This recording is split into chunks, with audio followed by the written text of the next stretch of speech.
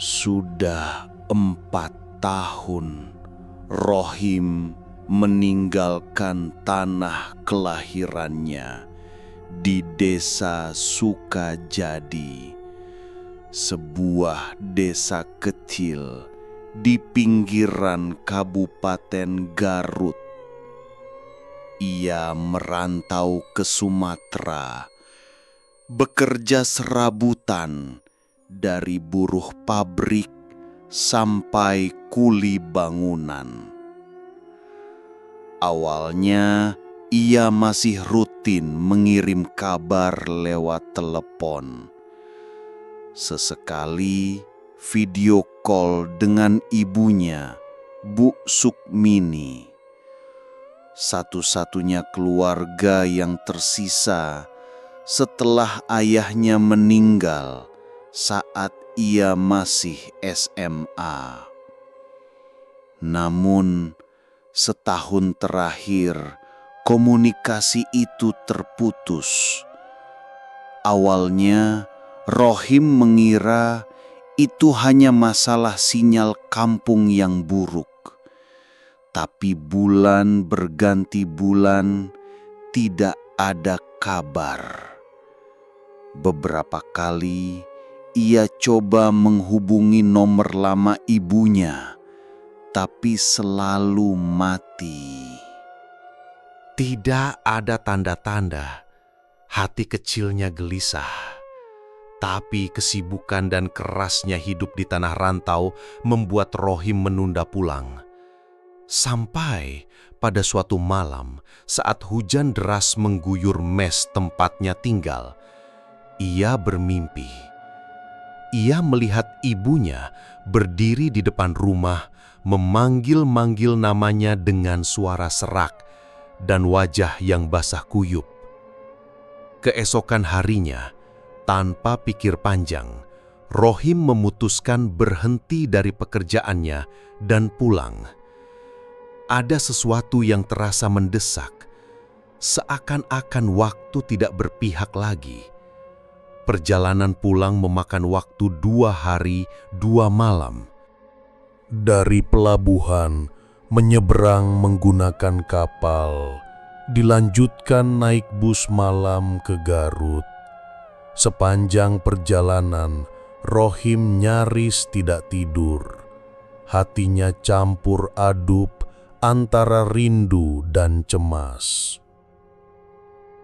Malam itu, bus yang ia tumpangi akhirnya berhenti di perempatan kecil dekat desanya. Rohim turun dengan satu ransel di punggung. Jalan ke rumahnya masih sama seperti dulu, gelap, berdebu, diapit sawah yang luas dan beberapa pohon bambu yang rimbun. Langkah Rohim terasa berat saat melewati jalan setapak itu. Sesekali terdengar suara jangkrik bersahutan ditemani desir angin malam yang menusuk tulang. Akhirnya ia sampai di depan rumah lamanya. Rumah itu masih berdiri kokoh. Cat dindingnya sedikit mengelupas, tapi atap gentengnya masih utuh. Lampu teras menyala redup seperti tanda kehidupan. Dengan degup jantung yang keras, Rohim mengetuk pintu. Tidak lama terdengar suara langkah kaki menyeret dari dalam. Pintu terbuka, dan di ambang pintu berdirilah Bu Sukmini. "Ibu!" Suara Rohim tercekat. Wajah Bu Sukmini tampak sama seperti dalam ingatan Rohim. Hanya sedikit lebih pucat, lebih kurus. Senyumannya merekah, tapi matanya seolah menyimpan sesuatu yang tidak bisa dijelaskan. "Rohim, anakku, Suara ibunya serak tapi penuh kehangatan. Pelukan itu, tubuh ringkih itu terasa nyata hangat. Rohim menahan air mata yang tiba-tiba menggenang. Malam itu, Rohim tidur di kamarnya yang lama. Kasur kapuk yang sudah agak kempes, bau tanah dari lantai semen, suara kodok dari sawah belakang. Semua seolah membawanya kembali ke masa kecil. Sebelum tidur, Busuk Mini sempat menyiapkan teh hangat dan sepiring pisang goreng seperti dulu. Rohim menyesap teh itu perlahan, menatap ibunya yang duduk di sudut ruang, membenahi selimut. "Ibu nggak kemana-mana kan?" tanya Rohim tiba-tiba. Busuk Mini menoleh tersenyum tipis. "Ibu di sini, Him. Ibu selalu nunggu kamu pulang." Jawaban itu membuat Rohim tersenyum lega. Untuk pertama kalinya setelah sekian lama, ia merasa pulang, merasa rumah. Malam semakin larut, angin bertiup dari sela jendela tua, membawa aroma tanah basah. Rohim memejamkan mata, tidak menyadari bahwa dari sudut ruangan, ibunya menatapnya dalam-dalam dengan sorot mata yang sendu dan anehnya penuh kesedihan. Yang pagi berikutnya, Rohim terbangun oleh aroma nasi goreng yang menggoda. Ia bergegas bangun, keluar kamar, dan menemukan ibunya sudah sibuk di dapur. Panci-panci tua tergantung di atas dinding, kuali kecil mengepul di atas tungku kayu. "Ibu masak apa?" seru Rohim riang. "Nasi goreng kampung favoritmu," sahut Busuk Mini tanpa menoleh.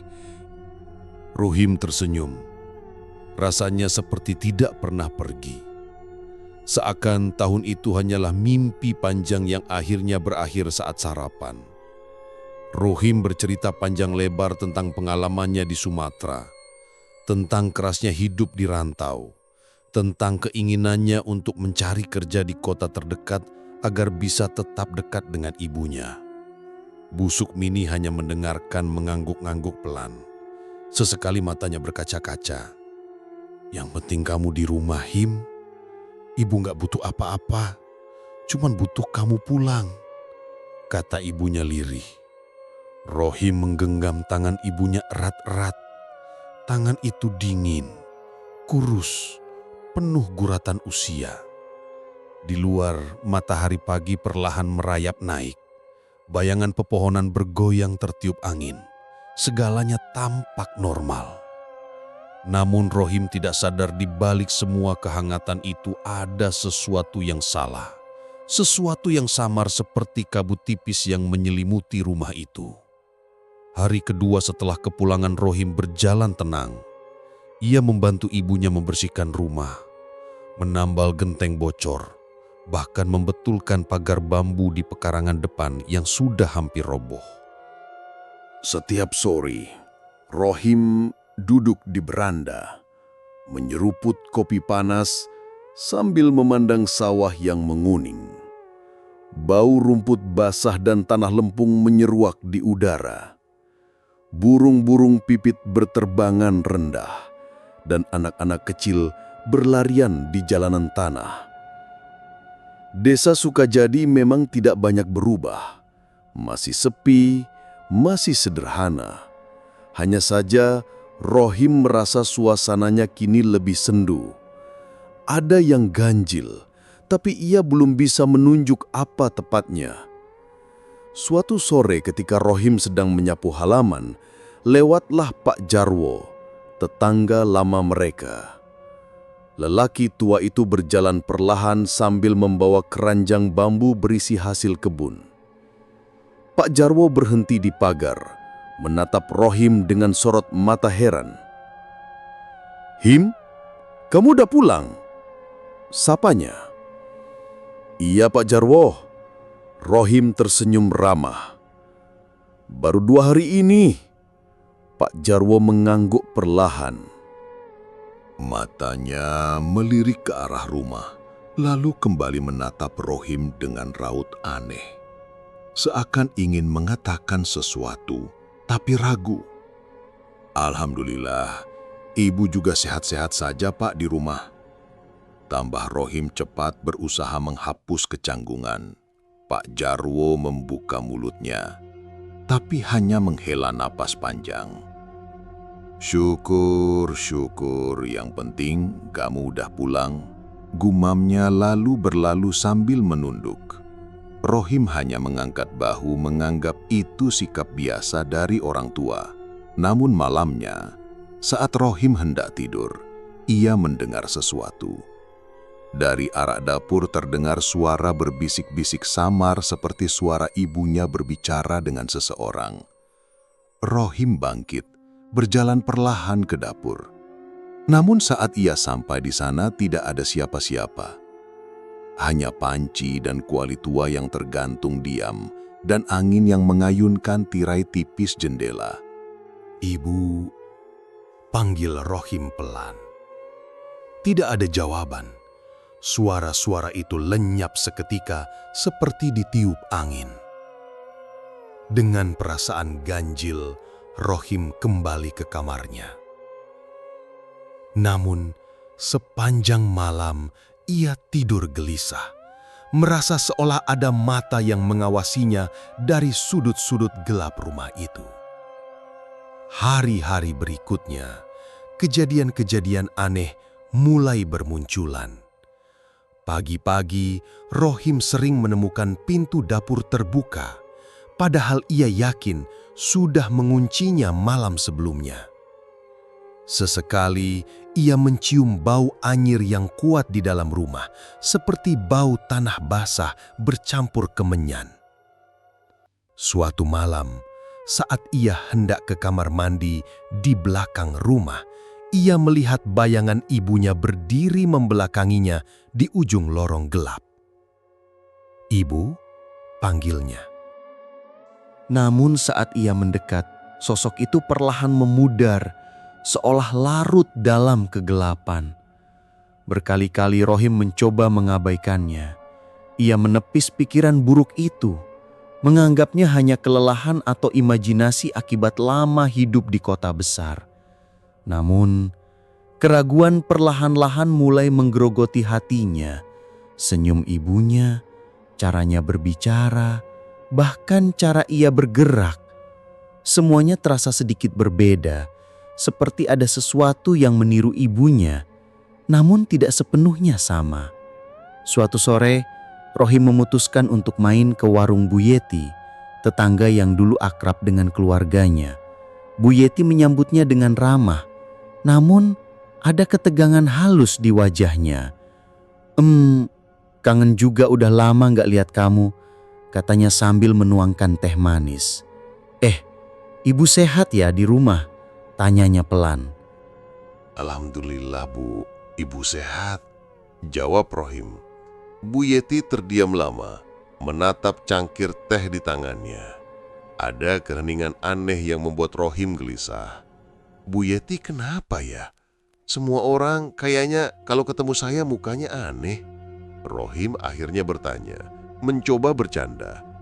Bu Yeti tersenyum kaku, lalu berkata, "Enggak apa-apa, Him, orang desa aja. Kaget kamu pulang tiba-tiba." Namun dari sorot matanya, Rohim tahu ada sesuatu yang disembunyikan, sesuatu yang besar. Sore itu, saat pulang ke rumah, Rohim melewati jalan setapak di tepi sawah. Matahari mulai condong ke barat, mewarnai langit dengan warna oranye kemerahan. Bayangan pepohonan menjulur panjang seakan ingin meraih kakinya. Di tengah perjalanan, ia berpapasan dengan Mbah Surip, tetua kampung yang dikenal punya penglihatan lebih dari orang biasa. Mbah Surip berhenti di tengah jalan, menatap Rohim dengan mata keriputnya yang tajam. "Sudah waktunya kamu tahu, Him," gumamnya. Rohim berhenti menatap bingung. "Apa maksud Mbah?" tanyanya. Mbah Surip hanya menggeleng pelan menatap ke arah rumah Rohim. "Nanti semua akan kelihatan. Tapi jangan kaget, jangan takut." Sebelum Rohim sempat bertanya lebih lanjut, Mbah Surip sudah melangkah pergi. tongkat kayunya menjejak pelan di tanah berdebu. Rohim berdiri mematung di situ. Keringat dingin mulai membasahi punggungnya. Malam itu, angin bertiup lebih kencang dari biasanya. Suara pohon bambu bergemerisik seperti bisikan-bisikan panjang. Atap genteng berderit, tirai jendela berkibar, meski jendelanya tertutup rapat. Di dalam kamarnya, Rohim duduk di tepi ranjang memandang pintu kamar yang sedikit terbuka. Dari celah pintu, ia bisa melihat sosok ibunya berdiri diam di lorong, menatapnya tanpa berkedip. Senyumnya lebar, terlalu lebar untuk ukuran manusia. Keesokan harinya, Rohim bangun dengan tubuh pegal dan kepala berat. Seakan malam tadi, ia berperang dalam tidurnya sendiri. Suasana rumah terasa lebih dingin dari biasanya. Ketika ia berjalan ke ruang tengah, ia melihat ibunya. Busuk Mini duduk di kursi rotan menenun tikar dari daun pandan. Tangan keriputnya bergerak perlahan, tapi matanya kosong menatap ke depan. "Ibu, semalam kenapa berdiri di lorong?" tanya Rohim berusaha setenang mungkin. Busuk Mini hanya tersenyum samar tanpa menjawab, lalu melanjutkan menenun seakan tidak mendengar apa-apa. Ada hawa aneh yang menyelubungi seluruh rumah itu. Rohim mencoba mengalihkan pikirannya. Hari itu, ia memutuskan untuk berkunjung ke makam ayahnya, almarhum Pak Wawan, yang sudah meninggal sejak Rohim masih SMA. Ia berjalan ke pemakaman desa yang terletak di belakang bukit kecil. Matahari mulai tinggi, tapi hawa di sekitar pemakaman tetap terasa lembab dan dingin. Barisan nisan tua berlumut berdiri miring-miring di antara rerumputan liar. Beberapa nisan bahkan hampir tertelan tanah. Rohim mencari-cari hingga menemukan nisan ayahnya. Ia duduk bersila membersihkan rumput liar di sekitar pusara, lalu berdoa dalam diam. Ketika hendak pulang, matanya tanpa sengaja menangkap sebuah nisan lain, hanya berjarak beberapa meter dari pusara ayahnya. Nama itu membuat darahnya berdesir. Sukmini binti Sujana, lahir 1961, wafat 11 Oktober tahun lalu. Tangan Rohim bergetar. Ia membungkuk lebih dekat memastikan matanya tidak salah baca. Tidak mungkin. Itu nama ibunya. Tanggal lahir, benar. Tanggal wafat, sekitar setahun lalu. Persis waktu ia mulai kehilangan kontak. Tubuh Rohim kaku di tempat. Kepalanya berdengung keras seakan ribuan lebah bersarang di dalamnya. Ia berusaha menyangkal, berpikir mungkin ada orang lain yang bernama sama, tapi rasa dingin yang menusuk tulangnya berkata lain. Dengan langkah limbung, Rohim kembali ke rumah. Pikiran kacau, hatinya penuh pertanyaan yang tak berjawab. Saat membuka pintu rumah, ia melihat Busuk Mini berdiri di dapur membelakanginya. "Ibu," suara Rohim bergetar. Sosok itu menoleh perlahan. Wajahnya pucat, matanya kosong, bibirnya bergerak-gerak seakan menggumamkan sesuatu yang tak terdengar. Tubuh Rohim gemetar hebat. Ia mundur perlahan. Punggungnya hampir membentur dinding. Tanpa sadar, Rohim berlari keluar rumah. Kakinya membawanya ke rumah Bu Yeti. Napasnya tersengal-sengal. "Bu Yeti, tolong saya Bu Yeti." Rohim berteriak sambil mengetuk pintu keras-keras. Bu Yeti membukakan pintu dengan wajah panik. "Astagfirullah. Him, kenapa kamu?" Dengan suara terbata-bata, Rohim menceritakan apa yang ia lihat di pemakaman, tentang nisan itu, tentang sosok yang selama ini bersamanya. Bu Yeti terdiam lama, lalu dengan mata berkaca-kaca, ia berkata perlahan, "Him, kamu harus kuat, Nak. Memang betul, ibumu sudah meninggal setahun lalu. Ibumu sakit keras. Ibumu gak mau ngabarin karena takut kamu kepikiran. Sampai akhirnya ibumu menjual HP untuk biaya berobat. Hingga ibumu wafat, kami gak bisa ngabarin kamu lagi karena gak tahu nomormu, Him." Rohim terhenyak.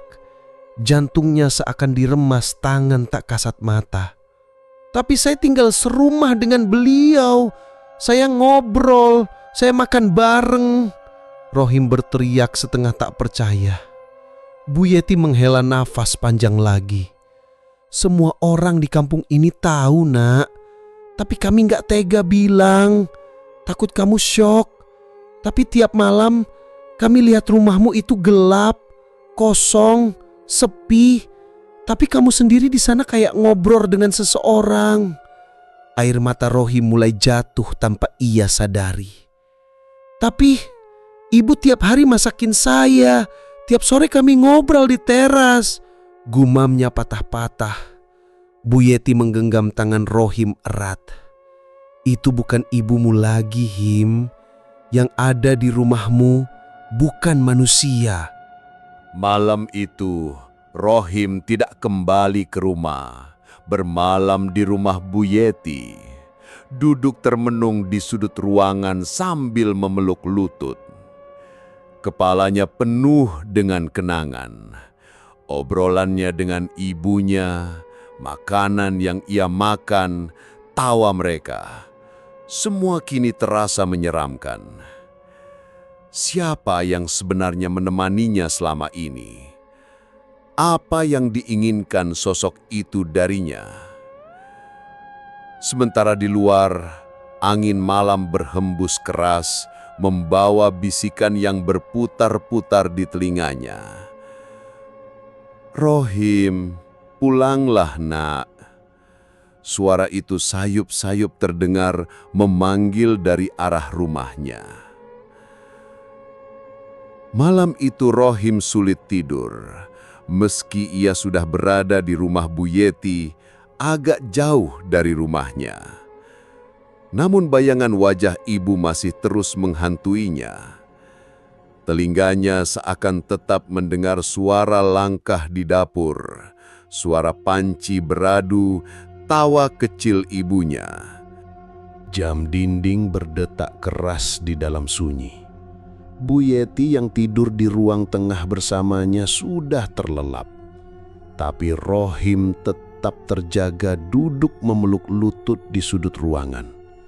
Pikirannya berkelin dan kacau. Kalau sosok di rumah itu bukan ibunya, lalu siapa? Kenapa ia tidak pernah merasakan keanehan selama ini?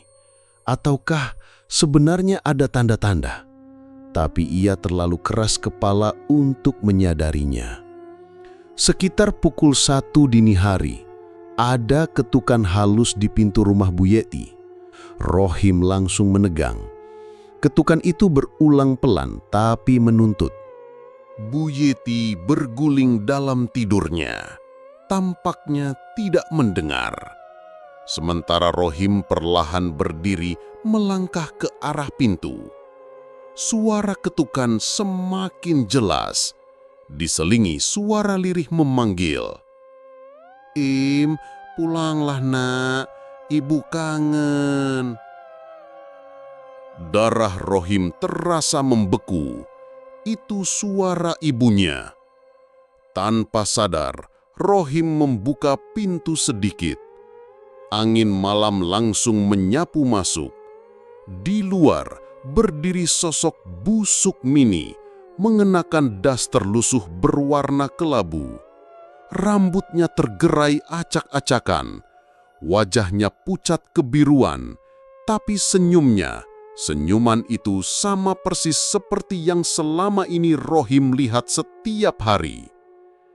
"Ibu," Rohim bergumam.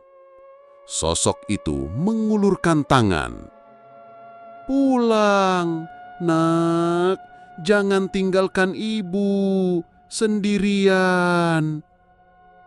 Suara itu parau tidak seperti biasanya. Mata Rohim berkaca-kaca. Ada keinginan kuat untuk berlari memeluk sosok itu. Tapi di saat yang sama, sesuatu di dalam dirinya, mungkin naluri terdalamnya menjerit memperingatkan, "Itu bukan ibumu." Rohim bergetar. Ia mundur selangkah. Sosok itu melangkah mendekat. Tangan keriputnya terulur hampir menyentuh wajah Rohim. Tiba-tiba, Bu Yeti terbangun dan berteriak, "Rohim, jangan keluar! Tutup pintunya!" Sontak, Rohim tersadar. Dengan segenap tenaga, ia mendorong pintu hingga tertutup keras, menyandarkan tubuhnya di pintu tuasnya. Tersengal. Dari luar terdengar suara merintih menangis pilu. "Nak, kenapa kamu jauhi ibu?"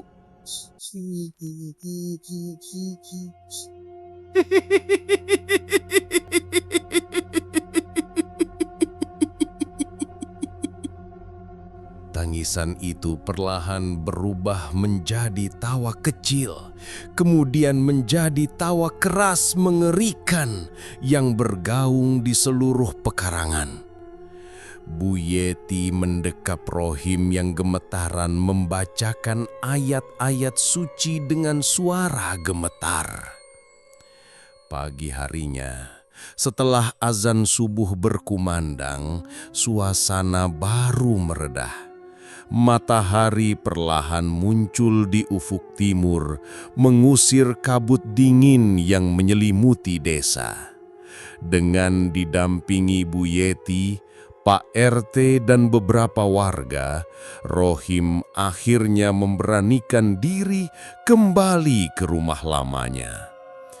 Pintu rumah itu terbuka lebar. Di dalam semuanya berantakan. Tikar yang biasa digunakan busuk Mini untuk menenun sudah berdebu. Dapur kosong, meja makan dipenuhi sarang laba-laba.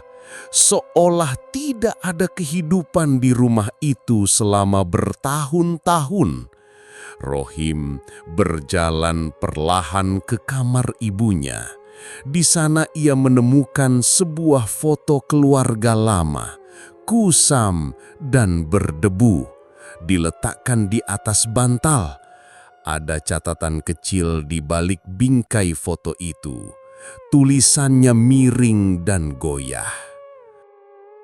"Maafkan ibu, tidak bisa menunggumu lebih lama lagi, nak. Ibu selalu sayang kamu sampai kapanpun." Air mata Rohim tumpah tanpa bisa ditahan. Ia terduduk di lantai, menggenggam foto itu erat-erat. Beberapa warga membantu membersihkan rumah.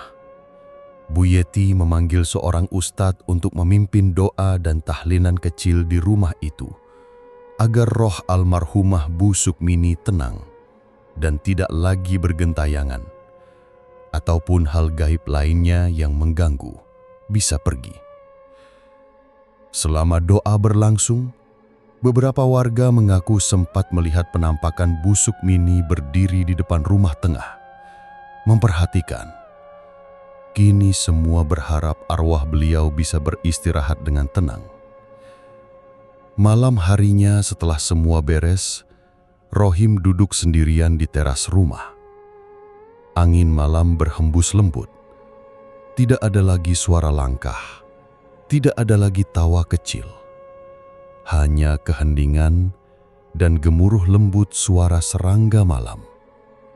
Rohim menatap langit yang penuh bintang, memeluk foto lama ibunya. Di dalam hatinya ia berbisik, "Maafkan aku, Bu. Aku terlalu lama pergi. Tapi aku tahu, Ibu selalu bersama aku, dimanapun aku berada." Dari kejauhan, ia seperti melihat sosok ibunya berdiri di bawah pohon mangga tua, melambaikan tangan perlahan dengan senyum hangat yang selalu ia kenal. Lalu perlahan, sosok itu memudar lenyap ke dalam malam. Malam itu, untuk pertama kalinya sejak pulang ke Sukajadi, Rohim merasa benar-benar sendirian, tapi juga merasa damai. Ia tahu kini ibunya benar-benar telah pergi ke tempat yang lebih baik. Hari-hari setelah kejadian malam itu terasa berat bagi Rohim. Rumah peninggalan almarhumah Bu Sukmini kini benar-benar sunyi. Tak ada lagi aroma masakan dari dapur. Tak ada suara gending Jawa yang dulu sesekali diputar ibunya saat sore hari. Rohim mencoba bertahan meski terkadang rasa sepi itu hampir menenggelamkannya. Pagi itu, ia duduk di bangku panjang, di teras, memandangi jalan setapak yang mengarah ke sawah. Daun-daun mangga berguguran, ditiup angin menyebarkan aroma tanah basah.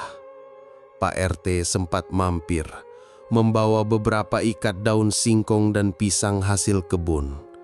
Juga beberapa kali datang membawakan makanan dan menemaninya ngobrol, walau hanya sebentar. "Kalau butuh apa-apa, jangan sungkan, Him. Anggap aja kita semua di sini keluarga," kata Pak RT suatu pagi sambil menepuk bahu Rohim. Rohim hanya tersenyum kecil. Ia menghargai perhatian mereka, tapi tetap saja di dasar hatinya ada kekosongan yang tak bisa diisi siapapun. Beberapa hari kemudian, Rohim memutuskan untuk membersihkan rumah. Ia menyapu, mengepel, merapikan ruang tamu, membuang barang-barang yang sudah lapuk. Kamar ibunya ia rapikan dengan hati-hati. Seolah setiap helai debu yang ia bersihkan adalah kenangan yang harus dihormati. Saat membersihkan lemari tua, Rohim menemukan sebuah kotak kayu kecil yang dulu sering dilihatnya di atas meja ibunya. Kotak itu berisi surat-surat lama, foto-foto masa kecilnya, dan sebuah buku doa yang lusuh. Di sela-sela surat itu, ada sebuah amplop yang belum pernah ia lihat sebelumnya. Tangan Rohim gemetar saat membuka amplop itu. Isinya adalah surat tulisan tangan ibunya. "Untuk Rohim, anakku yang selalu ibu rindukan." Air mata Rohim mulai menggenang saat membaca isi surat itu. "Nak, kalau suatu hari kamu membaca ini, berarti ibu sudah tidak ada lagi di dunia ini. Jangan bersedih ya. Ibu selalu mendoakanmu, selalu bangga padamu. Jalani hidupmu dengan ikhlas, dengan penuh syukur, karena hidup ini adalah titipan. Kalau kamu kesepian, lihatlah langit malam. Di sana ada bintang yang bersinar untukmu. Itu ibu selalu melihatmu dari jauh. Ibu sayang kamu sampai akhir waktu." Rohim menggenggam surat itu erat-erat. Tubuhnya bergetar menahan isak. Hari berganti minggu. Rohim mulai berusaha menjalani rutinitas. ia berkebun. Di belakang rumah membersihkan makam ibunya yang terletak di pojok desa, tidak jauh dari makam ayahnya. Setiap sore ia duduk di dekat makam, berbicara dalam hati seolah ibunya masih ada di sana. Malam-malam terasa panjang. Kadang suara angin terdengar seperti bisikan lembut. Kadang aroma wangi melati samar-samar menguar di rumah. Tapi Rohim sudah belajar membedakan mana kenangan, mana kenyataan. Ia tidak lagi ketakutan. Ia tahu itu hanyalah cara Allah mengingatkannya bahwa cinta seorang ibu tidak akan pernah benar-benar hilang. Suatu malam saat bulan purnama menggantung rendah di langit, Rohim bermimpi.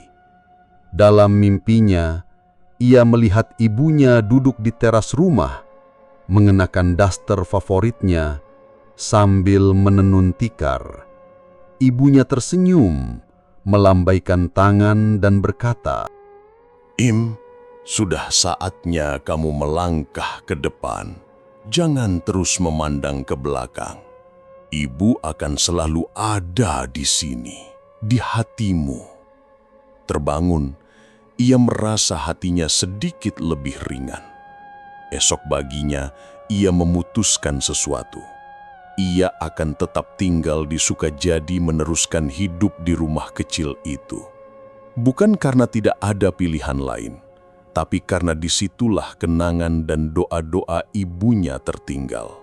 Ia ingin menjaga apa yang pernah dicintai ibunya. Ia ingin menjadikan rumah itu tempat yang hidup kembali, bukan sekadar bangunan kosong yang dihantui sepi. Sejak hari itu, Rohim mulai membuka diri kepada warga desa. Ia membantu di sawah, ikut kerja bakti, belajar bertani dengan Pak Sarkam tetangganya. Bahkan sesekali ikut ke pasar membantu Bu Yeti berjualan. Sedikit demi sedikit, rasa sepi itu berubah, berganti menjadi rasa syukur, rasa damai yang sederhana. Malam-malamnya tidak lagi penuh ketakutan, tapi dipenuhi kenangan manis.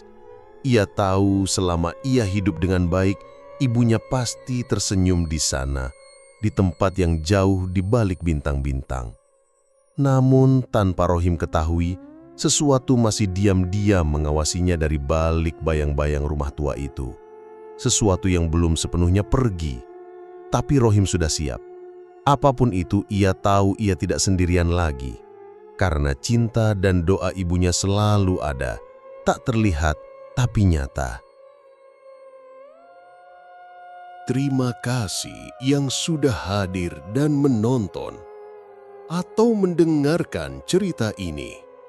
Semoga kalian sehat selalu, panjang umur, dan dilancarkan rezekinya.